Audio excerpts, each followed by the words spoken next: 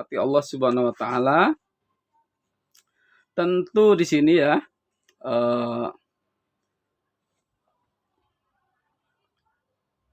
malahan seorang pedagang asongan dapat disebut juga seorang pengusaha kalau dia yang menanggung risikonya. Artinya dia membuat sendiri, berjualan sendiri ya. Kalau mengambil dari orang kan bisa dibalikkan ya. Jadi di sini kita masuk pada arti kata wirausaha itu berasal dari bahasa Sangsekerta, adik-adik. Bahasa Sangsekerta yang maknanya wira berarti utama. Wira sableng, sableng yang utama. Wiro gendeng gitu. Orang yang utama, gagah di sini.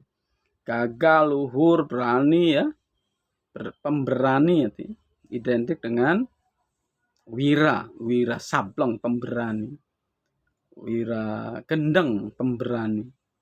Tapi di sini kita fokus pada wira usaha ya. Teladan atau pejuang. Jadi wira itu adalah banyak maknanya. Yang utama gagah, luhur, berani, teladan, dan pejuang. Nah, identik dengan pendekar barangkali ya. Kemudian swa berarti sendiri. Swa sendiri. Mengupayakan semuanya serba sendiri. Sta berarti berdiri. Swasta. Jadi di sini swasta berarti berdiri di atas kaki sendiri. Atau dengan kata lain, berdiri di atas kemampuan sendiri. Adik-adik yang dirahmati Allah, banyak pendapat-pendapat tentang kewirausahaan. Kita ambil sampelnya ya, melalui John Reynolds Pane Lancaster Group tahun 2006 dalam Saban Ekdar 2013 menyatakan menyatakan kewirausahaan pada hakikatnya adalah sifat. Kewirausahaan pada hakikatnya adalah sifat, ciri, dan watak seseorang yang memiliki kemampuan dalam mewujudkan gagasan inovatif ke dalam dunia nyata secara kreatif. Jadi kewirausahaan pada hakikatnya adalah sifat, ciri, dan watak seseorang yang memiliki kemampuan dalam mewujudkan suatu gagasan yang inovatif ke dalam dunia nyata. Ya, ke dalam dunia nyata secara kreatif. Jadi menyambung daripada pengertian wirausaha secara bahasa. Kemudian inti dari kewirausahaan adalah suatu kemampuan untuk menciptakan sesuatu yang baru, yang inovatif, yang dibutuhkan di dalam market, pasar. Kita menciptakan barang-barang produktif tetapi tidak dibutuhkan di pasar, maka barang itu tidak akan maju. Tetapi kalau kita inovatif menciptakan sesuatu yang dibutuhkan oleh pasar, masyarakat, tentu kreativitas kita akan menjadi suatu kemajuan. Jadi di sini kemampuan untuk menciptakan sesuatu yang baru dan berbeda. Jadi ketika ada tren, misalnya ada obat nyamuk, Baygon gitu kan, tentu kita bisa juga mengikutinya dengan merek yang lain, tetapi yang terkenal kan misalnya obat nyamuk itu kan Baygon. Maaf ini karena kadung mindset orang kalau identiknya obat nyamuk itu adalah Baygon. Tetapi banyak lagi merek-merek lain yang memang diproduksi oleh produser-produser yang lain, oleh pengusaha-pengusaha lain dengan merek-merek yang lain. Jadi kita sebut saja bahwa banyak merek-merek XXX yang lain yang sama fungsinya adalah sebagai obat nyamuk. Jadi itu adik-adik, bahwa orang yang memiliki kemampuan untuk menciptakan sesuatu yang baru dan berbeda. Ya. Sehingga di sini banyak pengertian-pengertian yang lain ya tentang wirausaha. Wirausaha atau wira swasta. Dengan demikian, wira swasta atau wirausaha berarti pejuang yang gagah, pejuang yang luhur, berani dan pantas jadi teladan dalam bidang usaha. Ya, tentu di sini diiringi dengan kata lain, wirausaha adalah seorang yang mempunyai sifat-sifat keteladanan, sifat-sifat keberanian mengambil risiko, kreativitas dan inovatif, keteladanan dan menangani usaha atau perusahaan dengan berpijak pada kemauan dan kemampuan sendiri. Jadi kemandirian atas kemampuan sendiri. Jadi batasan-batasan definisi tersebut di atas akan lebih jelas jika dilengkapi dengan penjelasan tentang kandungan maknanya satu persatu, disertai dengan program pemasyarakatan dan pembudayaan. Mengikuti alur pengertian dan pemahaman akan arti kewirausahaan atau kewiraswastaan dari terjemahan bahasa Sanskerta serta semangat yang terkandung di dalamnya tentunya sangat baik dan dapat mendorong produktivitas kerja dalam bidang ekonomi, ya. Dalam bidang ekonomi, pemenuhan kebutuhan manusia.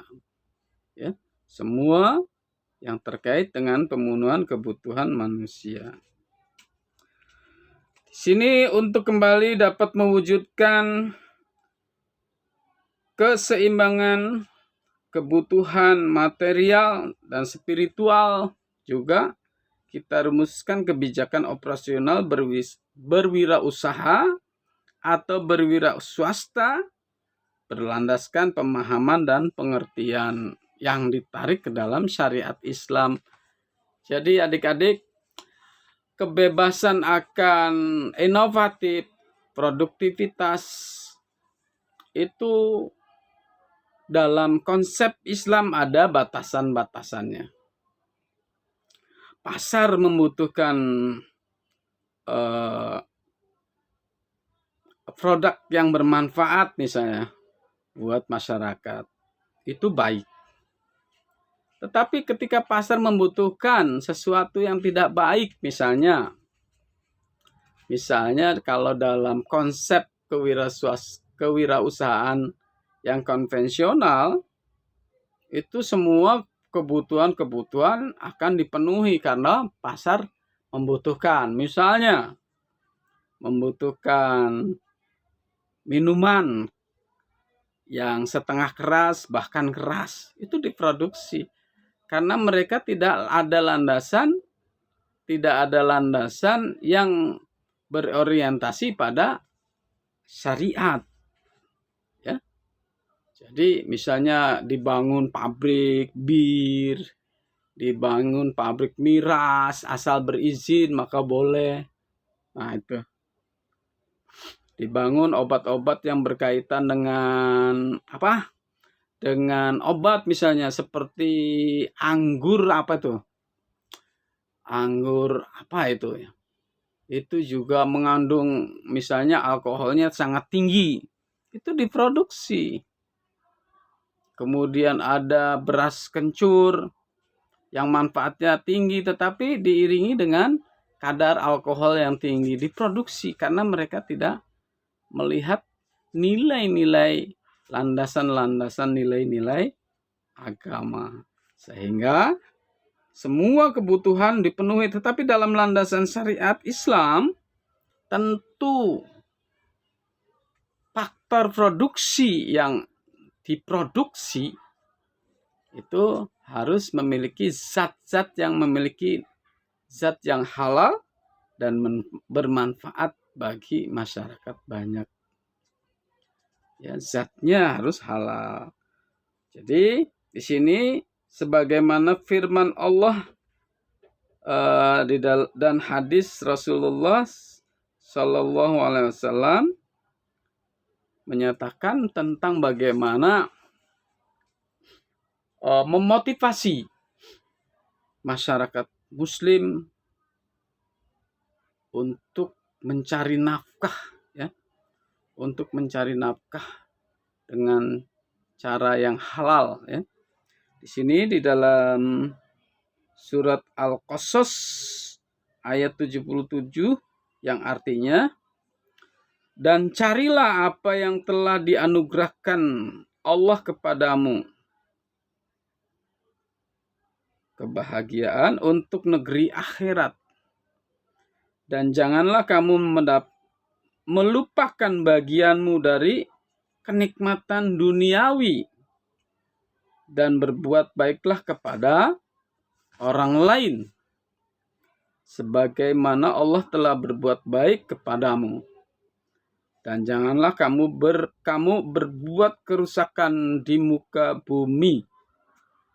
Sesungguhnya Allah tidak menyukai orang-orang yang berbuat kerusakan. Makna dari kandungan ayat ini menyerukan bahwa keseimbangan antara kebutuhan akhirat itu utama, tetapi tidak melupakan fasilitas yang mendukung sebagai bekal kebutuhan akhirat, seperti kebutuhan yang ada di dunia. Kenikmatan dunia itu terkait dengan materi. Akhirat terkait dengan ibadah mahdoh yang sudah ditentukan waktu, ketentuannya, syarat-syarat dan rukunnya. Tetapi ada ibadah ghairu mahdoh yang dibebaskan kepada masyarakat. Yang penting baik seperti bersedekah, berinfak, bukan hanya sekedar zakat, tapi berinfak, wakaf. Ya. Jadi di sini menyerukan bahwa kebutuhan manusia akan duniawi itu ada. Ya. Dan dijelaskan kembali di dalam sebuah hadis, ya, di dalam sebuah hadis dinyatakan bahwa bekerjalah untuk duniamu seolah-olah engkau hidup selamanya. Motivasi untuk mencari fasilitas dunia, ya, yang dibutuhkan. Kemudian bekerjalah untuk akhiratmu seakan-akan engkau akan mati esok hari. Keseimbangan itulah dalam tanda-tanda yang diisyaratkan dalam syariat Islam, dinyatakan dengan jelas bahwa kebutuhan manusia akan dunianya tentu tidak terlepas daripada material. Material tentu adalah sesuatu yang harus dibuat. Orang makan tidak cukup hanya dengan berdoa, tetapi harus berikhtiar untuk mendapatkannya. Orang untuk bersandang tentu harus berikhtiar untuk mendapatkannya. Seperti itu barangkali adik-adik yang dirahmati Allah Subhanahu wa Ta'ala.